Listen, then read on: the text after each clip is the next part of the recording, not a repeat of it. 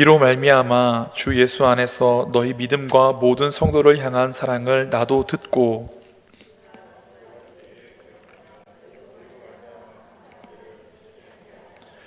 우리 주 예수 그리스도의 하나님 영광의 아버지께서 지혜와 계시의 영을 너희에게 주사 하나님을 알게 하시고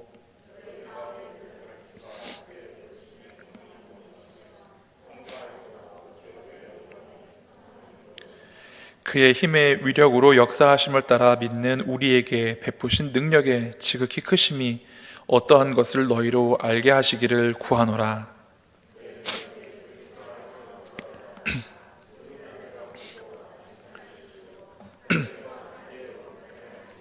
모든 통치와 권세와 능력과 주권과 이 세상뿐 아니라 오는 세상에 일컫는 모든 이름 위에 뛰어나게 하시고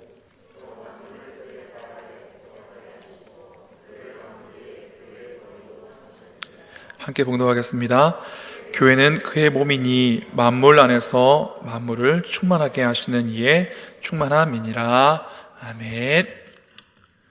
사랑합니다. 환영합니다. 다들 막 기운이 없으신 것 같아요. 힘을 좀 내셨으면 좋겠어요. 하나님께서 힘 주시리라고 믿습니다. 오늘 능력 부어주시기를, 성령의 능력으로 권능으로 함께해 주시기를 간절히 바랍니다. 오늘 우리가 함께 나눈 에베소서의 말씀은 사도 바울 선생님이 로마의 감옥에 있는 동안 쓴 옥중서신 중에 하나입니다. 에베소서, 빌립보서, 골로새서, 빌레몬서 이 네 통의 편지가 로마의 감옥 생활 가운데 쓴 편지라고 하여서 옥중서신이라는 그런 제목을 갖고 있는 편지 중에 하나입니다. 다들 아시다시피 에베소 교회는 사도 바울 선생님이 사도행전에 보면 세 차례의 전도 여행이 기록이 되어 있는데 그 중에 세 번째 전도 여행 때 가장 많이 머물면서 복음을 전했던 곳을 알 수 있습니다. 고린도 교회에는 1년 6개월 머물렀는데요, 에베소 교회에는 적어도 한 3년 정도 머물렀습니다. 그래서 사도행전 20장에 보면 밀레도에서 에베소 교회의 장로님들을 초대하였을 때 내가 그동안 눈물과 기도로서 당신들을 섬긴 그 3년의 세월들이라는 그런 언급이 나와 있는 것으로 보아서 정말로 오랜 기간 동안 사도 바울 선생님이 머물면서 복음을 전했고 그만큼이나 마음에 더 감사한 마음 그리고 아끼는 마음이 있지 않았나라는 생각을 해보았습니다. 그런 에베소 교회인들을 향한 마음이 얼마나 간절한지 자유롭지 못한 로마의 감옥에 있을 때에도 그 마음을 참을 수가 없어서 에베소 교회 교인들 성도들에게 오늘 편지를 씁니다. 그리고 더군다나 이 편지의 내용이 보니까 바울의 기도로 시작하는 것을 볼 수 있습니다. 16절 말씀에 내가 기도할 때에 기억하며 너희로 말미암아 감사하기를 그치지 아니하고, 비록 본인은 감옥의 옥중에 매인 몸이었지만 사도 바울 선생님은 에베소 교회 성도들을 생각하면서 그 사랑, 그 감사, 기쁨으로 하나님 앞에 나아간 것을 볼 수 있습니다. 우리는 어떠합니까? 자유합니까? 힘이 늘 넘치십니까? 그렇지 않으신 것 같은데, 그럼에도 불구하고 사도 바울 선생님이 자유자의 몸이 아니고 얽매이고 힘들고 어려운 상황 속에서도 교회의 성도들을 생각하면서 기쁨과 감사, 감격으로 나아갈 수 있었던 것처럼 우리도 오늘 그렇게 감사와 기쁨과 감격으로 하나님 앞에 나아가실 수 있기를 바랍니다. 사도 바울 선생님은 에베소서 1장에서 성부, 성자, 성령 하나님께서 우리 가운데 역사하심에 대해서 말씀하십니다. 읽지 않았지만 오늘 에베소서 1장 3절에 보니까 이런 말씀이 기록되어 있습니다. 찬송하리로다 하나님 곧 우리 주 예수 그리스도의 아버지께서, 성부 하나님께서 어떻게 하셨는가? 그리스도 안에서 하늘에 속한 모든 신령한 복을 우리에게 주시되 곧 창세전에 그리스도 안에서 우리를 택하사 우리로 사랑 안에서 그 앞에 거룩하고 흠이 없게 하시려고 그 기쁘신 뜻대로 우리를 예정하사 예수 그리스도로 말미암아 자기의 아들들이 되게 하셨으니 라고 말씀하고 있습니다. 우리는 이 말씀에 의하면 하나님 아버지께 신령한 복을 이미 받았습니다. 그리고 그 신령한 복은 창세 전부터 하나님께서 계획하시고 예비하셨다라고 말씀하고 있습니다. 여러분, 사랑하는 사람을 위하여서 혹은 누군가를 위하여서 생일 선물을 준비해 보신 경험이 있습니까? 누군가 좋아하는 사람을 위해서 선물을 준비해 본 사람이라면 그 마음을 알 거예요. 이 선물을 받았을 때 그 사람이 얼마나 기뻐할까? 그 사람이 얼마나 즐거워할까? 하나님께서는 우리가 이 땅에 있기 전부터, 창세 전부터 우리를 향한 그런 선하신 신령한 복, 선물을 예비하고 계셨고, 그 예비하실 때의 하나님의 마음이 그런 마음이 아닐까라는 생각을 해봅니다. 우리가 그런 사랑 받는 사람들입니다. 아멘입니까? 노멘인 것 같아요. 저 안 믿어져요. 하나님이 그렇게 좋은 거 주신다고요? 하나님이 그렇게 오래전부터 예비하셨다고요? 안 믿어지실 것 같아요. 우리는 믿어야 합니다. 하나님께서는 기쁨으로 우리를 향한 그분의 신령하고 선하신 것을 창세 전부터, 오래 전부터 예비하신 분이십니다. 그리고 또한 아들 예수 그리스도 안에서 하나님의 아들, 하나님의 자녀 되게 하시는 복을 누리게 하시려고 우리를 죄악 가운데서, 어둠 가운데서 불러내신 하나님이십니다. 하나님 아버지께서만 이렇게 계획하시고 준비하시고 예비하신 것이 아니라 에베소서 1장 7절 말씀에 보니까 우리는 그리스도 안에서 그의 은혜의 풍성함을 따라 그의 피로 말미암아 속량 곧 죄사함을 얻었다라고 사도 바울 선생님 말씀하십니다. 하나님께서 기쁨으로 예비하신 것을 이루시기 위해서 그분의 아들 되신 예수 그리스도께서는 그분의 피로 우리를 값주고 사셨다라고 바울 선생님은 말씀하시는 것입니다. 그래서 우리는 예수님짜리. 이거 얼마예요? 몇천 원이에요. 이거 얼마예요? 몇만 원이에요. 그럼 우리는 얼마예요? 예수님짜리. 왜요? 예수님 피값으로 주고 사신 거예요. 내가 그만큼 귀한 존재예요. 옆에 있는 분이, 내 옆에 지금 앉아있는 분이 예수님 피값으로 산 귀한 사람이에요. 그래서 교회는 죄인들이 왔는데 거룩한 자녀들이 하나님께 예배드리는 곳이에요. 분명히 죄의 문제로 왔는데 자유롭게 되어서 하나님께 영광을 드리는 공동체가 바로 교회예요. 우리는 예수님의 피값, 그것으로 속량함, 도저히 내 피로는 갚을 수 없는, 죄를 지을 때마다 죽었다라고 하면, 죽어서 그것을 갚는다라고 하면 여기 한 번의 죽음으로 만족할 수 있고 한 번의 죽음으로 그것을 죄값을 치를 수 있는 사람이 있을까요? 아마도 없을 거라고 생각을 합니다. 우리가 지난 세월 살아오면서 지은 수많은 죄들, 앞으로도 살아가면서 얼마나 많은 실수와 잘못들을 하게 될지 우리는 상상조차 할 수 없습니다. 그러나 예수님께서는 단번에 온전한 하나님의 제물이 되어주셔서 우리로 하여금 죄에서 자유하게 하셨습니다. 그래서 우리가 예배에 나올 때는 이런 자유함에 대한 기쁨과 감격이 있었으면 좋겠습니다. 무거운 짐을 지고 막 주님 오늘도 수고하고 무거운 짐 지고 옵니다 라는 그런 마음의 자세도 필요하지만, 때로는 우리가 예배에 나오면 나의 무거운 죄짐, 나의 걱정 근심 다 주님 앞에 나오니까 떼굴떼굴 굴러져 가버려서 보이지 않아요. 사라져 버렸어요. 난 참 기쁘고 난 참 자유해요. 이런 감격이 좀 있어야 되지 않을까라는 생각을 해봅니다. 그리고 그런 감격은 이미 하나님께서 예비하셨고 준비하셨기에 우리가 믿음으로 고백하면 우리에게 임하실 줄 믿습니다. 그것을 누가 보증하시느냐? 에베소서 1장 13절에 성령님께서 보증하신다라고 말씀하고 있습니다. 그 안에서 너희도 진리의 말씀 곧 너희의 구원의 복음을 듣고 그 안에서 또한 믿어 약속의 성령으로 인치심을 받았으니 말씀하십니다. 계약서를 다 마무리하면 이름을 적고 서명을 하거나 거기에 지장을 찍거나 도장을 찍어서 딱 보증을 합니다. 정말 이게 내 거야? 어떻게 증명할 수 있을까요? 여러분 집에 가면 집문서가 있을 거 아니에요. 그렇죠? 영수증이 있을 거 아니에요. 뭔가 증명할 수 있는 것들이 있잖아요. 하나님께서 창세전부터 예비하셔서 우리로 그분의 자녀가 되게 하시고 그 아들 예수 그리스도께서 십자가에서 그 피로 우리를 값주고 사신 것을 성령님께서 보증해 주신다라고 말씀하고 있습니다.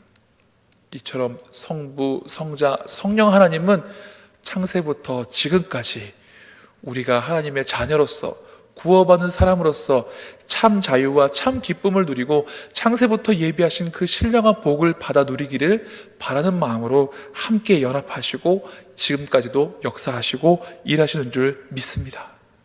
우리는 이제 그것을 좀 받아 누리고 그것을 좀 풍성하게 느끼고 감사할 수 있기를 간절히 바랍니다. 17절 말씀에 우리 주 예수 그리스도의 하나님 영광의 아버지께서 지혜와 계시의 영을 너희에게 주사 하나님을 알게 하시고 라고 말씀하십니다. 우리의 힘으로는 알 수 없습니다. 성경을 100번 읽으면 잘 알까요? 그렇지 않습니다. 모든 성경이 하나님의 감동으로 되어져 있기에 성령께서 깨닫게 해주시지 않으면 우리가 성경을 100번, 1000번 읽는다고 해도 잘못하면 이단이 될 뿐이지 하나님을 알 수는 없을 것입니다. 그래서 우리는 늘 기도하고 말씀 읽을 때에 성령님의 도우심을 구함으로 그렇게 말씀을 읽고 우리가 성령님의 도우심 안에서 하나님의 뜻을 알아가고 하나님을 알아가고 예수님을 닮아갈 수 있는 것입니다. 우리는 하나님을 아는 것을 계속해서 노력하고 더 많이 알도록 힘써야 할 줄로 믿습니다. 하나님을 알기 위해서 우리가 어떤 것들을 합니까? 예배에 나와야 됩니다. 그래야 하나님을 만나지 않겠습니까? 모세는 하나님과 대면하였습니다. 그래서 그 얼굴이 빛의 광채가 나서 수건으로 얼굴을 가리었다라고 말합니다. 우리가 만일 예배 시간에 하나님의 얼굴을 뵌다면 저와 여러분들의 얼굴이 어떻게 될까요? 달팽이 마스크팩을 한 것보다 얼굴에 더 윤기가 나지 않겠습니까? 조명 효과를 받은 것보다 빛에 더 이렇게 밝은 빛이 나지 않겠습니까? 우리가 은혜 받은 사람으로서 좀 우리 양일교회에는 이렇게 밝은 얼굴, 성령 충만한 사람, 은혜 받은 사람 이런 얼굴들이 넘쳐날 수 있기를 바랍니다. 도대체 양일교회 무슨 교회지? 왜 저기는 그냥 사람들이 이 코로나 가운데서도 이렇게 예배를 드리고 나오면 사람들의 얼굴이 이렇게 막 다들 막 이렇게 행복해질까? 어떻게 막 다 은혜 받아, 나도 좀 가서 좀 뭐 좀 받아볼까? 이런 좀 사모하는 마음이 있어요. 교회 갔다 왔는데 막 인사 팍 찌푸리면서 막 근심하고 있으면은 누가 교회 오고 싶겠습니까? 우리가 이런 좀 하나님께서 주시는 신령한 복, 성령님께서 알게 하시는 그 하나님의 비밀들 깨달은 사람으로서 살아가실 수 있기를 바랍니다. 예배 드리고 가면 얼굴빛이 막 광채가 날 수 있도록 예배하는 자리에 나와야죠. 또 기도하는 자리에 나와야 되지 않겠습니까? 기도는 뭐 합니까? 기도는 단순히 우리가 하나님께 기도하고 간구하는 게 기도입니까? 그렇지 않습니다. 기도는 대화입니다. 성경을 잘 읽어보면 믿음의 사람들이 하나님과 기도할 때는요, 하나님께 간구만 하는 것이 아니라 하나님의 음성을 들었습니다. 기도는요, 우리가 하나님께 간구하고 하나님께서 우리를 향한 뜻을 듣는 시간입니다. 그래서 우리는 기도할 때 때로는 좀 듣는 연습을 해야 될 필요가 있는 것 같습니다. 내 말만 실컷 하고 그 다음에 하나님께서 뭐라고 말씀하시는데 그 말씀 잘 안 듣고 귀 기울이지 않고 안 들려요 하고서 가면 그것이 온전한 기도가 되겠습니까? 그건 반쪽짜리 기도인 것입니다. 우리가 누군가와 대화를 한다고 하면 그 사람을 마주보고 그 사람의 이야기를 듣고 내 아이 이야기를 하고 그렇게 해서 서로 감정을 나누고 서로의 삶을 나누는 것, 이것이 바로 하나님과 우리와의 기도에서도 이루어져야 된다고 생각합니다. 그래서 적어도 우리 양일교회 교우들이라고 한다면 간구하고 부르짖는 기도와 또 하나님 앞에서 침묵으로 기대하고 기다리면서 그분의 음성을 듣는 기도를 하실 수 있기를 바랍니다. 그분은 엘리야를 만나 주실 때 땅이 흔들리고 불이 지나가고 그런 가운데서 말씀하시지 않으셨습니다. 그 후에 세미한 음성이 들리더라 말씀하셨습니다. 우리가 하나님의 음성을 들을 때 그런 세미한 음성에까지도 귀 기울일 수 있는 사람들이 되실 수 있기를 바랍니다. 그리고 하나님께서는 말씀 가운데서도 분명히 그분의 뜻을 우리에게 전해주고 계신다고 저는 생각을 하고 그렇게 믿습니다. 그러므로 우리는 말씀을 읽고 또 하나님께서 이 말씀을 통하여서 나에게 어떻게 가르쳐 주시고 어떠한 뜻을 품으셨는지 발견해야 될 의무가 있고 그런 책임이 있다고 생각을 합니다. 우리는 말씀을 읽고 기도할 때에 또 하나님의 음성을 듣는 것처럼, 하나님께서 내게 말씀하시는 것처럼 그렇게 말씀을 받아들이고 또 기도하고 간구하고 들어야 하는 것입니다. 이제 성부, 성자, 성령 하나님께서 바울의 기도를 통하여서 우리 교우들에게, 믿음의 사람들에게 원하는 것이 무엇인지, 바라는 것이 무엇인지 좀 알아보고자 합니다. 사도 바울은 에베소 교회인들을 향하여서 이 편지를 썼을 때 분명히 목적이 있었습니다. 에베소 교회는 유대인과 헬라인, 이방인들이 함께 섞여서 하나님을 믿고 예수님을 믿는 믿음의 공동체였습니다. 그들의 언어와 문화와 습관이 달라서 하나 되는 것이 굉장히 어려웠습니다.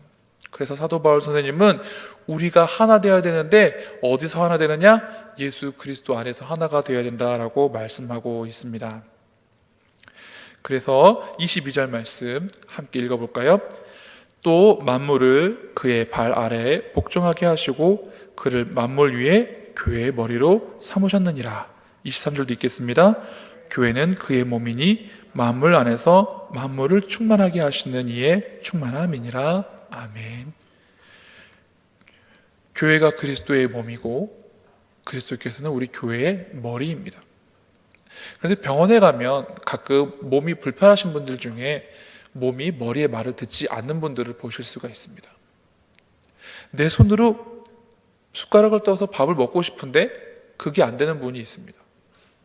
내 다리로 걷고 싶은데 내 다리는 달려 있는데 내 말을 듣지 않는 그런 분들이 있습니다. 머리도 있고 몸도 있고 각 지체도 있는데 몸이 말을 듣지 않습니다. 이것은 아픈 것입니다. 건강하지 못한 것입니다. 교회의 머리가 그리스도라고 하면 우리 모두가 그리스도의 뜻에 순종하고 순복하고 따라야 됩니다.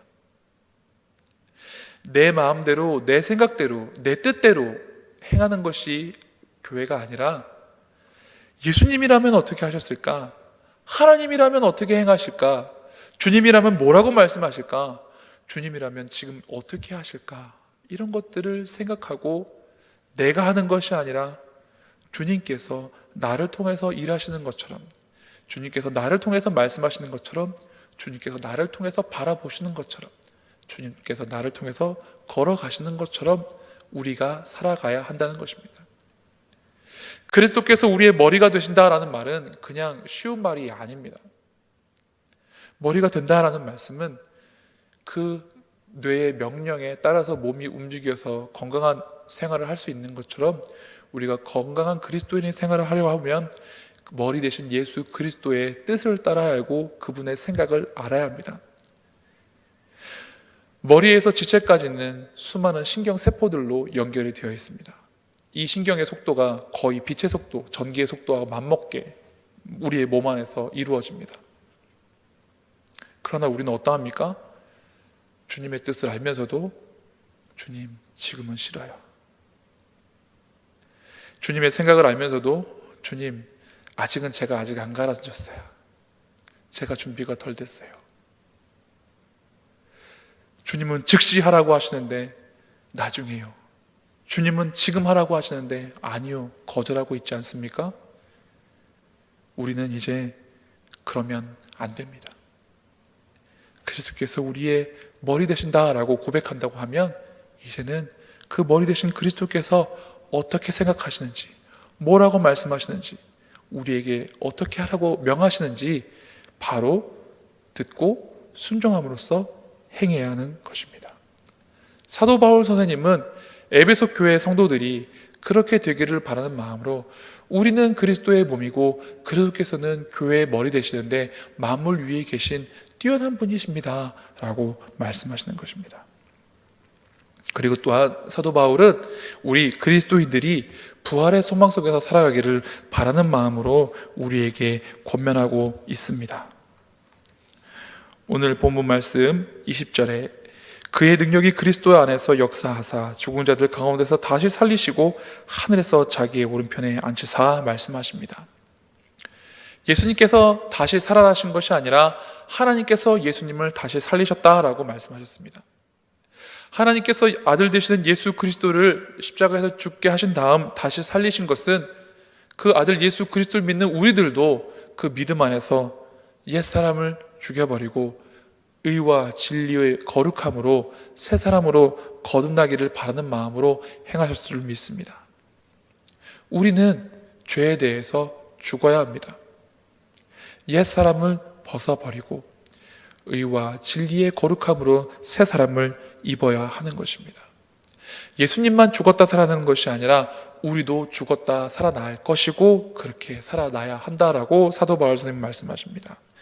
그러나 이 시대에 많은 그리스도인들이 마치 부활이 없는 것처럼, 영생이 없는 것처럼, 아니 영생은 있지만 부활도 있지만 그거는 지금 당장에 상관없고 나중에 먼 날에 이르니 눈앞에 있는 힘든 문제나 어려움, 그런 것들만 하나님 앞에 해결해 달라고 그렇게 신앙생활하는 사람들을 보게 됩니다. 우리는 멀리 바라보는 사람들이 되어야 합니다. 이렇게 눈앞에 땅바닥만 바라보며 걷는 사람이 아니라 목표를 향하여서 멀리 바라보고 나아갈 수 있는 사람들이 되어야 합니다. 그래서 사도 바울 선생님이 내가 표대를 향하여 달려간다라고 말합니다. 그 표대가 누구입니까? 예수 그리스도입니다. 사도 바울 선생님은 언젠가 주님 앞에 서는 날 주님께 받을 칭찬의 면류관, 영광의 면류관 바라보면서 그 믿음의 경주를 쉴 새 없이 끊임없이 달려가는 믿음의 사람이었습니다. 그래서 나의 달려갈 길과 주 예수께 받은 사명이라고 고백하진 않았나라는 생각을 해봅니다. 우리는 부활 신앙을 영원한 하나님 나라를 바라보는 사람처럼 살아야 합니다. 여기 이 땅에 얻을 수 있는 부귀 영화, 그 어느 것도 우리가 이 땅을 떠날 때 가져갈 수 있는 사람이 아무도 없습니다. 목사를 하면서 여러 번의 장례에 참석하게 됩니다. 오늘도 장례식에 다녀왔습니다. 그런데 이 땅에서 누리던 것 죽을 때 가져가시는 분 한 분도 못 봤습니다. 심지어는 이 몸도 못 가져갑니다. 한 줌의 죄가 되어 버립니다. 우리는 영혼을 바라보는 사람들이 되어야 하겠습니다. 사도 바울 선생님이 특별히 그 영혼에 대해서, 부활에 대해서 더 이야기하고 있는 이유는 이때 당시 그리스도인들이 많은 핍박을 받았기 때문입니다. 사도 바울 본인도 예수님 만나기 전에는 예수님 믿는 사람들을 핍박하러 다니던 사람이었습니다. 하물며 오랜 세월 전도 활동하면서 더 많은 적대자들이 생기고 더 많은 어려움이 생기지 않았겠습니까? 에베소 교회에 처한 상황이 너무나 힘들고 어려운데 이 힘든 것 때문에 신앙 내려놓고 싶고 이 어려운 것 때문에 믿음 내려놓고 싶은데 사도 바울 선생님은 영혼을 바라보면서 주님 앞에 나아갈 것을 기대하면서 참자라고 말씀하고 싶으셨던 것은 아닌가라는 생각을 해봅니다. 우리는 부활의 소망, 영생하는 소망, 하나님 나라에 대한 소망을 가지고 살아가는 사람들이 되어야 하고 예수님 말씀처럼 하나님의 나라와 하나님의 뜻을 구하는 사람들이 되어야 합니다. 교회는 이 땅의 것만 바라는 것이 아니라 영원한 것을 사모하는 사람들이 되어야 한다는 말씀입니다. 그리고 또한 교회는 하나님께 영광을 돌리고 예수님을 높여드리는 믿음의 공동체가 되어야 합니다. 27절 말씀에 모든 통치와 권세와 능력과 주권과 이 세상뿐 아니라 오는 세상에 일컫는 모든 이름 위에 뛰어나게 하시고 또 만물을 그의 발 아래에 복종하게 하시고 그를 만물 위에 교회의 머리로 삼으셨다라고 말씀하셨습니다. 이 세상 그 어떤 것보다, 이 세상 그 누구보다 높으신 분이 바로 예수님이십니다. 그렇게 예수님을 높이신 분이 하나님 아버지십니다. 우리는 하나님을 높이는, 예수님께 영광을 돌리는 믿음의 공동체가 되어야 합니다. 그럼 무엇으로 영광 돌리겠습니까? 어떻게 하나님께 영광을 돌리겠습니까? 지금 저와 여러분의 삶이 하나님께 영광이 되겠습니까? 지금 저와 여러분의 여태까지 살아오면서 이루어놨던 그 모든 것들이 하나님 높여드릴 수 있는 것들입니까? 우리는 이제 조금 우리의 가치관을 좀 바꿔야 될 거라고 생각을 합니다.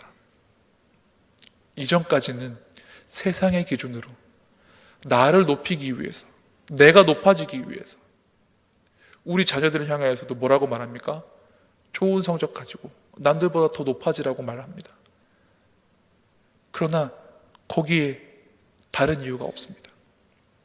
적어도 하나님께 영광을 돌리기 위해서 너에게 주어진 학업을 더 열심히 했으면 좋겠다라고 말하는 부모님들이 되어야지 않을까라는 생각을 해보고요. 하나님께 영광을 돌리기 위해서 우리에게 주어진 일들이나 그 직업들을 열심히 해야 된다는 말을 할 수 있는 성도들이 되기를 바랍니다. 단순히 돈 많이 벌어서 편하게 살려고 일하는 사람들 이 세상에 널려 있습니다. 그러나 우리 믿음의 사람들은 내가 돈 많이 벌어서 부귀영화 누리고 편하게 살려고 일하는 것이 아니라 어떻게 하면 그것으로 하나님께 영광 돌리고 어떻게 하면 그것으로 하나님을 기쁘시게 해드릴까, 그런 것들을 조금 더 생각하고 고민하고 그렇게 노력하고 살아가는 사람들이 믿음의 사람이 아닌가라는 생각을 해봅니다. 사도 바울 선생님은 에베소 교회 성도들이 비록 자기가 로마의 감옥에 갇혀있는 한이 있더라도 하나님께 영광 돌릴 수 있기를 바라는 마음으로 오늘 이 말씀을 적었을 거라고 저는 생각을 합니다. 우리 바울 선생님, 우리에게 복음을 전해준 바울 선생님, 열심으로 예수님 믿은 그분도 어쩔 수 없어 감옥에 갔네. 하나님 아무것도 안 해주시네. 왜 저렇게 좋은 분, 저렇게 선한 분 감옥에 가게 하나님 아무것도 안 하시고 그렇게 저렇게 주시지? 라고 불평하거나 말한 사람이 있지 않았을까? 그렇지만 바울 선생님은 자기의 메인 것, 감옥에 있는 것, 그것으로 하나님께 영광을 돌리고, 비록 나는 이렇게 매여 있지만 복음이 더 전파되어지고 내가 이렇게 된 것을 인하여서 나를 해방하는 사람들이 뭐라고 하는 사람도 있지만 그래도 그리스도가 더 전파되니 나는 기쁘다라고 빌립보서에도 그렇게 말씀하시는 것을 볼 수 있습니다. 우리는 그렇게 하나님께 영광을 돌리기 위해서, 하나님을 높여드리기 위해서 믿음의 삶을 살아가야 되는 공동체인 것입니다. 이제 말씀을 마칩니다. 바울 선생님께서 성부, 성자, 성령 하나님께서 우리를 위해서 예비하시고 우리를 구속하시고 그의 자녀되게 하시고 그분을 알고 믿게 하신 그 이유는 이제는 만물 위에 높게 되신 예수 그리스도가 우리의 머리 되시고 그분의 뜻에 따라 그분의 말씀에 따라 순종하며 살아가고 그분을 높여드리고 영광을 돌리며 하나 되기 위해 노력하는 성도의 삶을 살라고 하신 그 하나님의 기쁘신 뜻임을 깨달으실 수 있기를 간절히 바라며 또 그렇게 살아가실 수 있기를 간절히 바랍니다. 기도하시겠습니다. 하나님, 사도 바울 선생님은 복음을 위하여서 고난을 당하고 로마의 감옥에 가 있는 동안에도 사랑하는 에베소 성도들을 향하여서 기쁨과 감사로 기도하며 나아갔던 것을 우리 오늘 말씀을 통해서 나눴습니다. 하나님께서 창세전부터 예비하시고 그 아들 예수 그리스도께서 피값으로 우리를 사시고 성령님께서 우리에게 보증이 되어주시고 우리로 하여금 하나님을 알게 하시고 이 모든 것들을 믿어지게 하시는 분이심을 인하여서 감사를 드립니다. 하나님, 이제 우리가 하나님의 계획하심과 섭리하심 속에서 그리스도의 몸된 교회를 온전히 이룰 수 있도록 도와주시옵소서.